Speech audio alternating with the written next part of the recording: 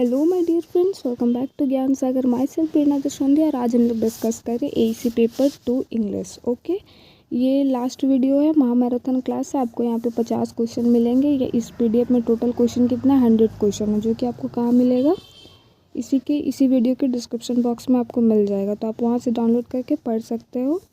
इसमें total unit आपका कितना 5 यूनिट है। 5 यूनिट का सेपरेट वीडियो बना हुआ है, जो नहीं देखे जाके उसको देख ले जल्दी से, आपका काम बन जाएगा। ओके, चलिए तो स्टार्ट करते हैं आज के क्लास को। यहाँ पे क्वेश्चन हिंदी में भी दिया हुआ है, बट आपके एग्ज़ाम में नहीं रहेगा क्योंकि ये इंग्लिश का पेपर है, तो इंग्लिश में ही क्वेश्चन रहेगा। चलिए तो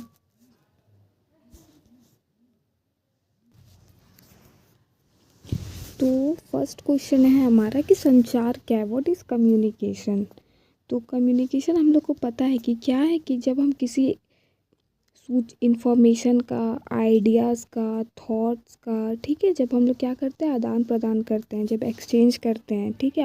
हम आपको बता रहे, दैट मीन ये भी क्या एक कम्युनिकेशन है। और ये कम्युनिकेशन किसके बीच में होता है भाई, तो दो एटलीस्ट 2 रहना चाहिए, ठीक है, ताकि क्या करे, उसको फीडबैक दे, उसको कोई सुने, है कि नहीं। तो एटलीस्ट क्या होना चाहिए, 2 आदमी होना चाहिए, 2 से ज़्यादा भी रहता है, ठीक है। चलिए, तो व्हाट इज़ कम्युनिकेशन है, तो exchange of information, ideas, thought, facts, कुछ भी रहे तो वो हमारा क्या कहलाएगा, कम्युनिकेशन कहलाएगा। कम्युनिकेशन कितने तरह का होता है भाई, तो 2 प्रकार का होता है। क्या होता है, वर्बल होता है और एक नॉन वर्बल होता है। ओके, वर्बल में हम लोग क्या करते हैं, जब हम लोग रिटर्न रहता है, ओरल रहता है, तो ये सब किस में आता है, वर्बल में होता है। और नॉन वर्बल में जब हम बिना बोले करते हैं, जब बिना बोले कैसे करेंगे भाई, कभी कभी हम मुंडी हिला के बोल देते नहीं हमको नहीं जाना है, गेस्चर अपने बॉडी लैंग्वेज से बताते, तो वो सब किस में आता है, नॉन वर्बल में आता है। ओके, तो कम्युनिकेशन क्लियर है कि क्या होता है कम्युनिकेशन, तो exchange of information, ideas, thoughts, facts, कुछ भी रहेगा तो वो हमारा क्या कहलाएगा, कम्युनिकेशन कहलाएगा। इसमें एटलीस्ट कितना पीपल रहना चाहिए, 2 पीपल रहना चाहिए। चलिए नेक्स्ट क्वेश्चन में बढ़ते हैं हम लोग। तो सेकंड क्वेश्चन है, how many peoples are required for communication. तो हमें कम्युनिकेशन के लिए एटलीस्ट कितने पीपल का ज़रूरत होता है, तो 2 पीपल का, ठीक है। क्या हो जाएगा, 2 पीपल के लिए। 3 में हमारा which is following is not a type of communication. तो ये जो आपका दिया हुआ है, इसमें बताना है कि कौन सा हमारा एक कम्युनिकेशन का प्रकार नहीं है, ठीक है। तो वर्बल भी है, ठीक है, नॉन वर्बल भी है और रिटर्न भी है। लेकिन स्लीपिंग, सोना क्या है, किसी भी तरह का ये कम्युनिकेशन नहीं है। आप इसमें क्या करते हो, सपना में रात में कम्युनिकेशन करते हो, ठीक है, लेकिन ये क्या है, स्लीपिंग में कम्युनिकेशन नहीं होता है, ठीक है। तो हमारा ऑप्शन हो जाएगा डी। 4 में है हमारा, the sender encodes the message. तो encode, the sender encodes the message into, वो क्या करता है, मैसेज को किसी सिंबल में करेगा या कोई लैंग्वेज में करेगा, तो उसको क्या कहलाता है, इनकोड कहलाता है, इनकोडिंग कहलाता है, ठीक है। किसी भी सिंबल, नंबर या फिर लैंग्वेज में वो जब कन्वर्ट करता है किसी मैसेज को, तो वो क्या कहलाता है, इनकोड कहलाता है। ओके, और डिकोड क्या कहलाता है भाई, जब आप उस मैसेज को क्या करते हो, समझते हो। ये जो आपको सिंबल भेजा है सेंडर, जब उस चीज़ को आप समझ गए, अंडरस्टैंड कर लिए, तो क्या कहलाता है, वो डिकोड कहलाता है। होता है ना कि भाई हम डिकोड कर लिए, दैट मीन उसको हम ब्रेक कर लिए, उसको समझ गए, ठीक है, उसमें अंडरस्टैंडिंग मेरा बैठ गया। तो इनकोड का मतलब क्या होता है, सिंबल या किसी चीज़ में उसको इनकोड करना, और डिकोड का मतलब क्या होता है, उसको ब्रेक करना, उसको समझना। तो यहाँ पे हमारे इनकोड का मतलब क्या आ जाएगा, सिंबल। ओके, चलिए, वाई फीडबैक इज़ इम्पॉर्टेंट। तो यहाँ पे बोल रहा है कि why feedback is important. Feedback important क्यों, फीडबैक किसको बोलते हैं, जब अभी हम आपको यहाँ से क्लास ले रहे हैं, ठीक है, क्लास ले रहे हैं, और आप हमें मैसेज में, आप हमें कमेंट में क्या करोगे, रिप्लाई करोगे, मैम आवाज़ अच्छा नहीं आ रहा है, मैम समझ में नहीं आ रहा है, मैम आपका आवाज़ बहुत अच्छा है। बहुत सारा जो अलग अलग आदमी को अलग अलग तरह का फीडबैक देना होता है, तो वो रिस्पॉन्स दिए, तो वो क्या कहलाता है, आप जो मेरे को रिस्पॉन्स दिए कमेंट बॉक्स में, आप क्या कर रहे हो, हमको फीडबैक दे रहे हो कि हम कैसे आपको बता रहे हैं, ठीक है।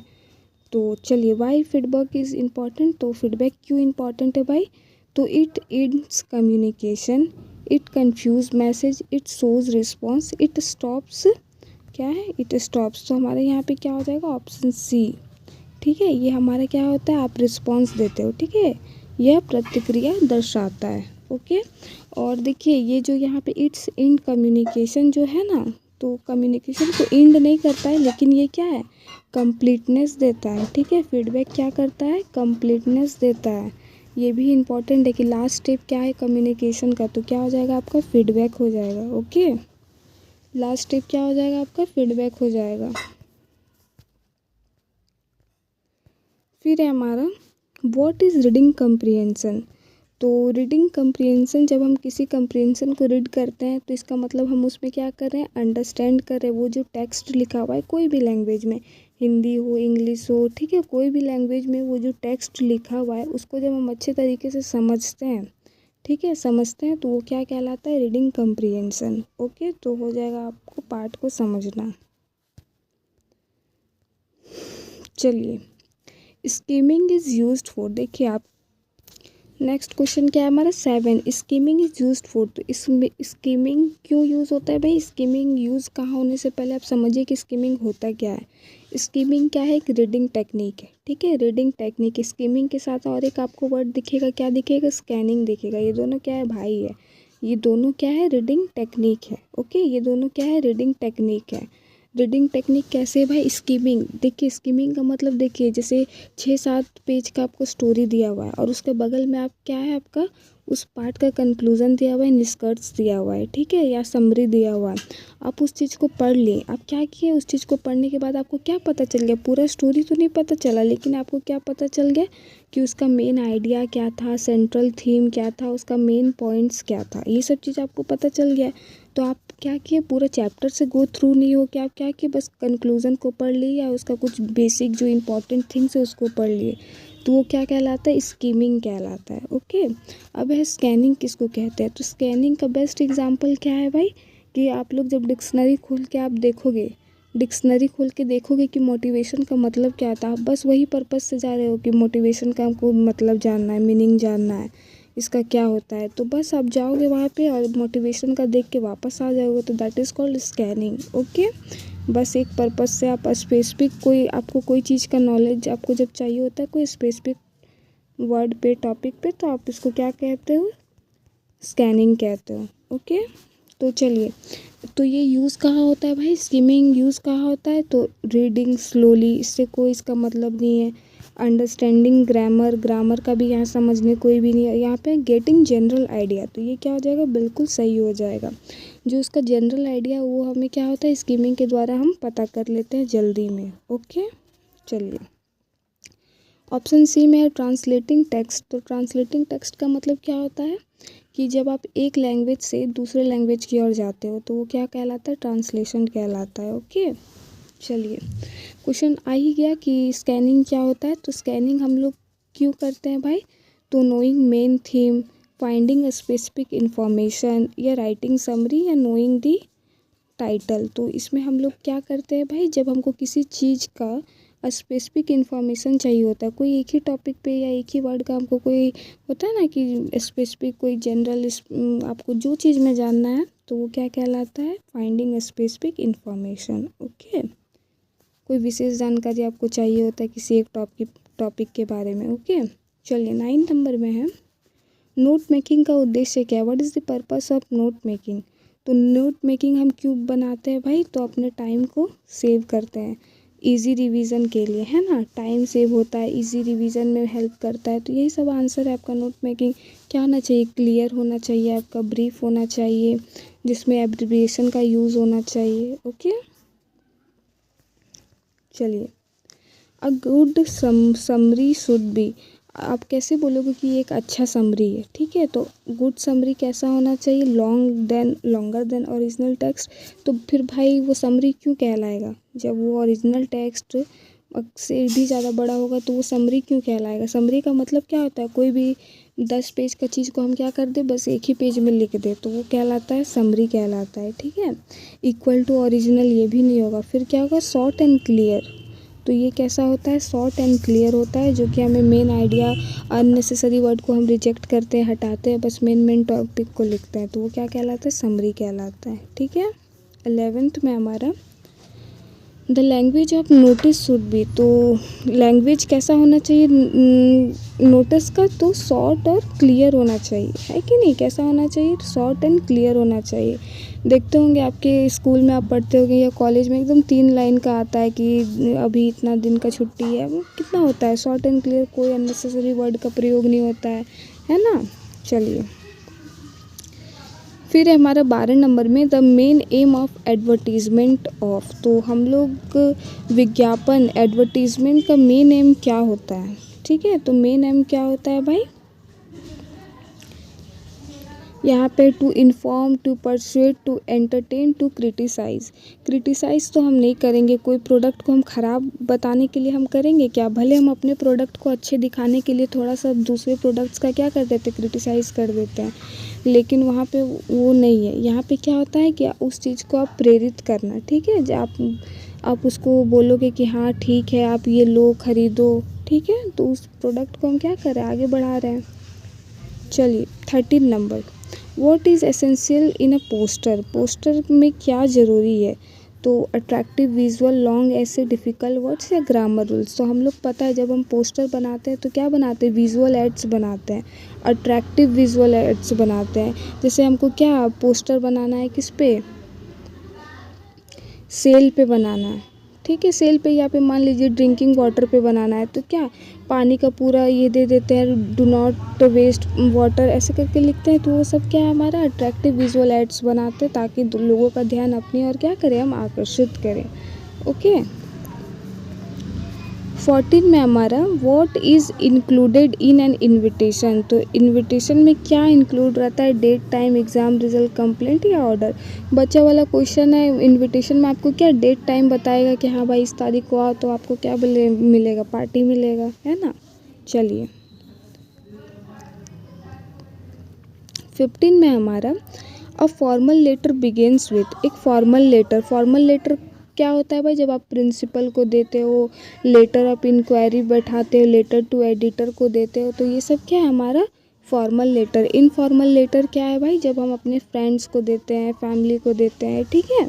तो देखिए a formal letter begins with, तो हमारा कैसे होता है, रिस्पेक्टेड सर मैम से होता है, उससे भी पहले हर एक का अलग अलग अपना अपना है, किसी में टू द प्रिंसिपल से होगा, ठीक है, तो अपना अपना सबका फॉर्मेट है अलग अलग, तो वो हो जाएगा। ओके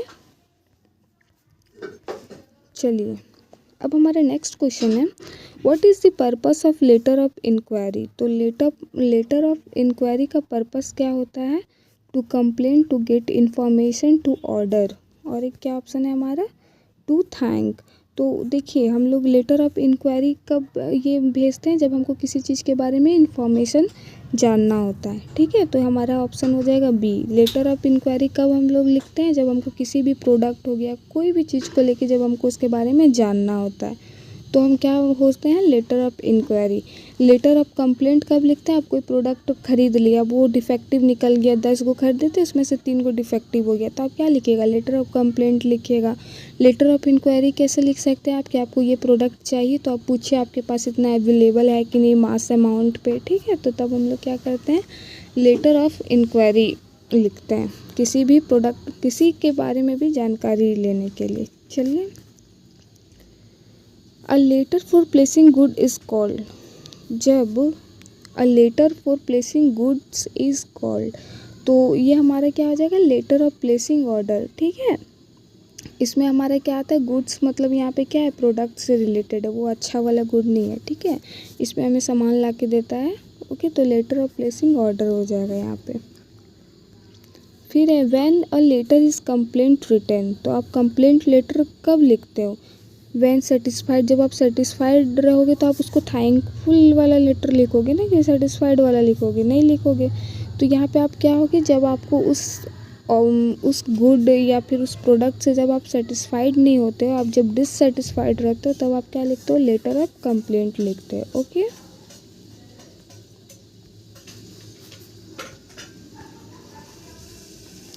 19 में है why is a letter written to the editor, तो हम लोग लेटर टू एडिटर को, लेटर हम एडिटर को कब लिखते हैं भाई, देखिए कब लिखते हैं, जब हमें क्या होता है, कोई सोशल इशू होता है, इंडिविजुअल इशू नहीं लिखना है कि मेरा पेट में दर्द है, क्या है, सोशल इशू लिखना है।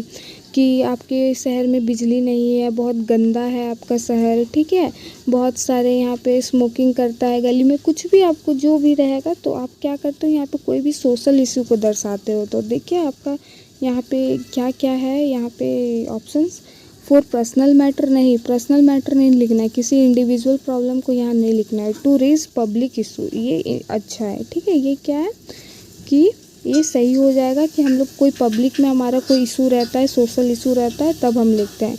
लेटर टू एडिटर होता क्या है भाई, तो ये हम लोग न्यूज़पेपर वाला को लिखते हैं। किसको लिखते हैं, न्यूज़पेपर वाला को, ओके। जिसमें हम उसका तो प्रॉब्लम तो बताते हैं, उसके बाद उसका सॉल्यूशन भी उसको हम लोग सजेस्ट करते हैं लेटर टू एडिटर में। और लोगों का ध्यान क्या अपनी उस इशू की ओर क्या करते हैं, केंद्रित करता है। चलिए 20 नंबर में हमारा a letter to the principal is usually written for. हम लोग प्रिंसिपल को कब लिखते हैं भाई, जनरली तो यहाँ लीव एप्लीकेशन है, बिजनेस है, एडवर्टीजमेंट या पोस्टर है। तो बिजनेस एडवर्टीजमेंट ये सब स्कूल में नहीं आता है। आप एप्लीकेशन किसके लिए कर सकते हो, छुट्टी के लिए लिख सकते हो, एग्ज़ाम में बैठने के लिए लिख सकते हो। यहाँ पे ऑप्शन लीव एप्लीकेशन है, लेकिन आप अगर छुट्टी में बोल रहा है, आपको कहीं जाना है या एग्ज़ाम नहीं देने दे रहा है, फ़ी जमा नहीं है, तब हम लोग कब लिखते हैं, अपने प्रिंसिपल को लिखते हैं, फॉर्मल वे में लिखते हैं, ठीक है, फॉर्मल लेटर। फिर है हमारा what is essential in a job application. तो हमें हमारे जॉब एप्लीकेशन में क्या ज़रूरी होता है, ठीक है। तो आप पोएम, स्टोरी, जोक ये सब नहीं होगा, क्या होगा, क्वालिफ़िकेशन डिटेल, ताकि जो आपका रिज्यूम देख रहा है उसको, जो आपका सीवी देख रहा है उसको पता चले कि आप कितने क्वालिफाइड है, उस जॉब के लिए एलिजिबल है कि नहीं, ठीक है। तो हमारा एप्लीकेशन में क्या आना चाहिए, जॉब एप्लीकेशन में क्वालिफ़िकेशन डिटेल्स रहना चाहिए, अचीवमेंट रहना चाहिए, स्किल्स रहना चाहिए, ठीक है, एकेडमिक जितना भी है। 22 में हमारा what is the aim of the article writing. तो हम लोग आर्टिकल राइटिंग क्यों लिखते हैं भाई, तो हम लोग यहाँ पे आपका to express ideas and information, to fight, to order, to complain. तो हम लोग क्या करते हैं, अपने जो भी हमारे पास इंफॉर्मेशन रहता है उसको एक्सप्रेस करते हैं। हो सकता है आप स्कूल में कर रहे हो, आप ये पेपर में कर रहे हो, कहीं पे भी, तो अपने यहाँ पे आइडिया और इन्फॉर्मेशन को आप एक्सप्रेस करते हो, ओके, आर्टिकल राइटिंग में, जिसमें अननेसेसरी वर्ड्स का कोई जगह नहीं, इमोशंस का कोई जगह नहीं है, जो फैक्ट है उसी को लिखा जाता है। चलिए 23 the title of the article should. तो कैसा होना चाहिए, अट्रैक्टिव होना चाहिए, जिसको पढ़ के ही आदमी को समझ में आ जाए, शीर्षक पढ़ के समझ में आ जाए कि ये बताना क्या चाहता है, ठीक है। बहुत लंबा नहीं होता है, 2-3 वर्ड का होता है, ठीक है, maximum. 24 what is the purpose of resume. तो रिज्यूम का पर्पस क्या है भाई, तो हम इसमें अपना क्या करते हैं, अपने क्वालिफ़िकेशंस दिखाते हैं, अपने एकेडमिक परफॉर्मेंस दिखाते हैं, ठीक है। 25 what is not included in resume. तो आप रिज्यूम में आप क्या इंक्लूड नहीं करते हो, पर्सनल डिटेल्स, एजुकेशन, एक्सपीरियंस है, इमेजनरी स्टोरी। तो हम अपने रिज्यूम में इमेजनरी स्टोरी ये सब का कोई जगह नहीं है, क्या है, पर्सनल डिटेल्स रहता है, एजुकेशन रहता है, और क्वालिफ़िकेशन रहता है। पर्सनल डिटेल में वो भी रिज्यूम में हमारा क्या लिखाता है कि आप कितने तक, मतलब बहुत ज़्यादा इसमें हाइट, वेट ये सब नहीं लिखा जाता है, ये सब किस में लिखा जाता है, बायोडाटा में लिखा जाता है। पर्सनल डिटेल भी आपका क्या रहता है, लिमिटेड रहता है, ठीक है, मैरिड, अनमैरिड, ये सब बायोडाटा में रहता है, ओके। फिर है हमारा 26 नंबर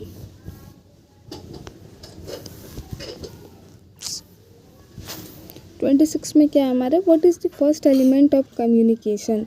तो हमारा फर्स्ट एलिमेंट कम्युनिकेशन का क्या होता है, सेंडर, जो मैसेज भेजेगा, ठीक है, सेंडर होता है। फिर हमारे मीडियम रहेगा, चैनल जिसको बोलते हैं, जिसके थ्रू वो भेजेगा, है ना। फिर कोई रिसीवर होगा, ठीक है, रिसीवर क्या करेगा, ये सेंडर क्या करेगा, मैसेज को इनकोड करेगा, इनकोड करने के बाद रिसीवर उसको क्या करेगा, डिकोड करेगा। और लास्ट में क्या होता है, हमारा फीडबैक होता है। ये जो रिसीवर इसको क्या देगा, फीडबैक, ताकि हाँ तुम्हारा मैसेज हमको समझ में आया, नहीं आया, अच्छा लगा, नहीं लगा, ठीक है। तो वही होता है, ये नॉइस, ये सब क्या है, बैरियर है कम्युनिकेशन का, ओके। टेक्निकल बैरियर हो सकता है। साइकोलॉजिकल बैरियर में क्या आएगा, स्ट्रेस, फियर, जो मेरे हमारे मन के अंदर होता है, ओके, उसको क्या बोलते हैं। और जब लैंग्वेज वगैरह आप नहीं बोल पा रहे हो, आपका उड़िया है, बंगाली बोल रहा है कोई, तो वो सब क्या हो गया, लैंग्वेज बैरियर हो गया कम्युनिकेशन में। देखिए क्वेश्चन आ ही गया कि 27 में कि what does noise mean in communication. Noise का मतलब क्या होता है कम्युनिकेशन में, तो क्या होता है, क्लियरिटी होता है, डिस्टर्बेंस होता है, मैसेज होता है या फीडबैक होता है। तो ये क्या करता है, नॉइज़ का मतलब क्या होता है, जब डिस्टर्बेंस, कोई बाधा आता है हमारे बीच में। अभी हम आपको बोल रहे हैं, आप वीडियो रिकॉर्ड हो रहा है, लेकिन हो सकता है कि कोई गाड़ी 10 बार पार हो, कोई छींक दे, ठीक है, तो ये सब क्या हुआ, नॉइज़ हो गया मेरे लिए, डिस्टर्बेंस हो गया। 28 एग्जाम्पल्स ऑफ वर्बल कम्युनिकेशन। तो वर्बल कम्युनिकेशन का एग्जाम्पल क्या है, ये जो स्माइल है हमारा किस में आ जाएगा, नॉन वर्बल में आ जाएगा, ओके, किस में आ जाएगा, नॉन वर्बल में। और यहाँ पे स्पीच हो गया, गेस्चर हो गया, लेटर हो गया, तो ये हमारा जो स्पीच है ये क्या हो जाएगा, हमारा वर्बल कम्युनिकेशन में आ जाएगा, ओरल, ठीक है। तो क्या हो जाएगा यहाँ पे, वर्बल कम्युनिकेशन 28 का सी। चलिए examples of non verbal communication, ऊपर वाला क्या था आपका, verbal. Example of non verbal, तो हमारा क्या, कन्वर्सेशन हो गया, गेस्चर हो गया, ऐसे हो गया, या आर्टिकल हो गया। तो इसमें हमारा क्या हो जाएगा, नॉन वर्बल का गेस्चर हो जाएगा, ठीक है। जब हाँ ना मुंडी हिलाते हो आप, ये सब करते हो, तो वो क्या होता है, गेस्चर हो गया, संकेत। 30 में है, what is necessary for effective reading. आप रीडिंग को इफ़ेक्टिव बनाने के लिए क्या ज़रूरी है, क्या ज़रूरी है, ठीक है, प्रभावी बनाने के लिए क्या आवश्यक है। तो जब तक आप उसको क्या करोगे, कंसंट्रेशन से नहीं देखोगे, नहीं सुनोगे, रीडिंग तो आपको देखना होगा, मतलब इसको जब तक आप ध्यानपूर्वक नहीं देखोगे, आप क्या होगा, आपका इफ़ेक्टिव रीडिंग नहीं होगा, ठीक है। चलिए, what should not be in a summary. Summary में क्या नहीं होना चाहिए, main points, unnecessary details, clear language या ब्रेविटी। तो इसमें हमारा क्या हो जाएगा कि अननेसेसरी डिटेल्स, हमें जैसे कोई एग्जांपल वगैरह देता है बहुत सारी स्टोरीज़ में, तो वो सब हम क्या करते हैं, कट करके किसी एक ही को लिखते हैं। तो अननेसेसरी डिटेल्स को हम रिमूव करते हैं समरी में, ओके।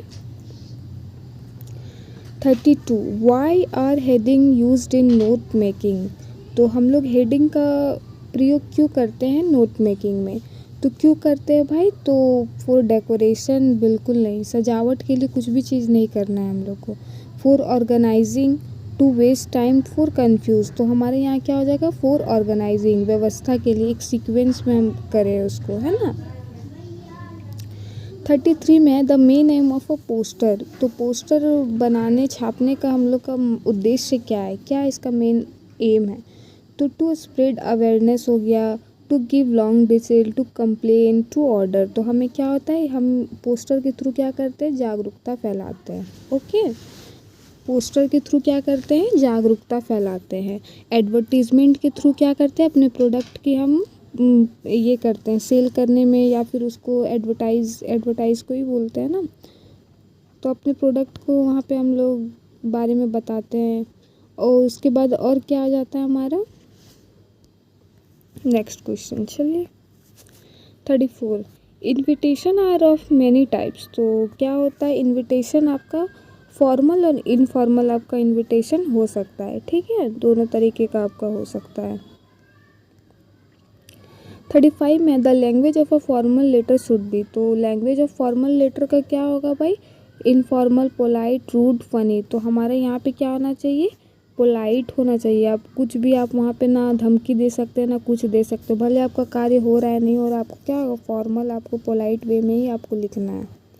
चलिए 36 N Arctic.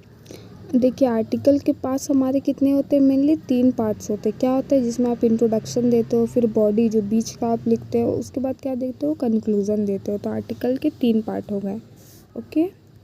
37 another name of resumes. तो रिज्यूम को बायोडाटा बोलते हैं, नोटिस बोलते हैं, पोस्टर बोलते हैं या कंप्लेंट बोलते हैं। तो यहाँ पे लिख दिया है क्या, बायोडेटा।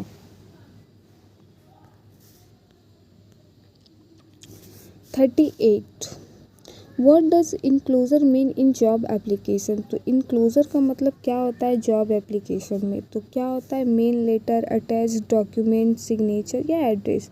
तो इनक्लोजर का मतलब क्या होता है, जब हम अटैच अपना क्या करते हैं डॉक्यूमेंट को, अब जब अटैच करते हो। ओके। फिर 39 में रिसीवर कौन होता है, what who is the receiver in communication. तो कौन होगा, जब सेंडर किसी को मैसेज भेजेगा और जो रिसीव करेगा तो वही क्या कहलाएगा, रिसीवर कहलाएगा। जो मैसेज को रिसीव करेगा वो क्या कहलाएगा, रिसीवर कहलाएगा। आप अभी क्या हो यहाँ पे, रिसीवर हो।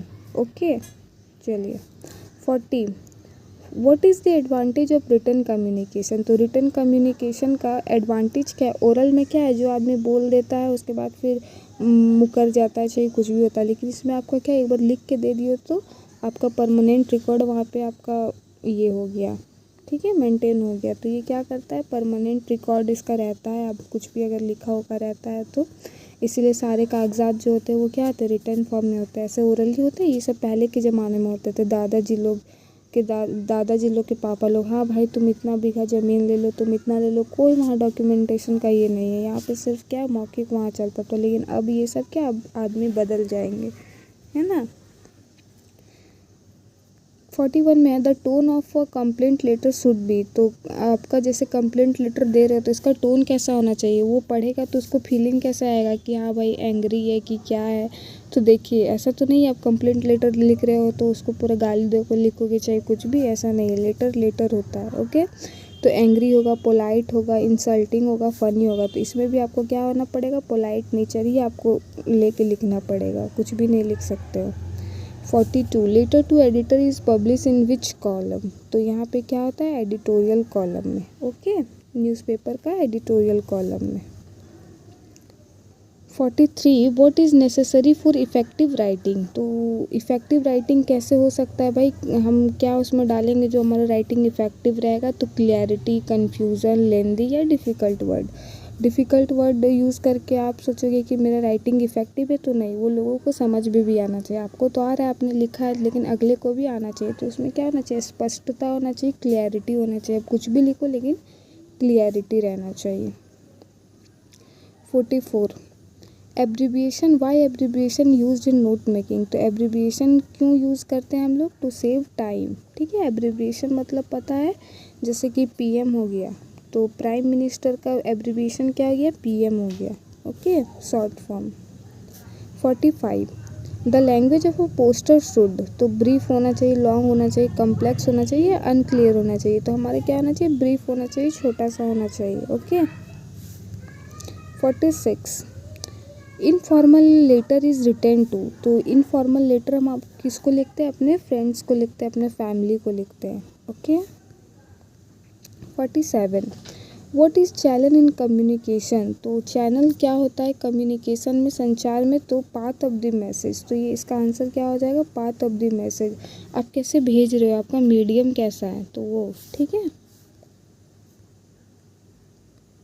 48 में आ रहा best way to improve writing skill. तो आप राइटिंग को कब इम्प्रूव कर सकते हो, जब आप उसको क्या करोगे, अगेन एंड अगेन प्रैक्टिस करोगे। आप प्रैक्टिस से ही क्या कर सकते हो, ठीक कर सकते हो। तो आंसर आपका क्या हो जाएगा, प्रैक्टिस।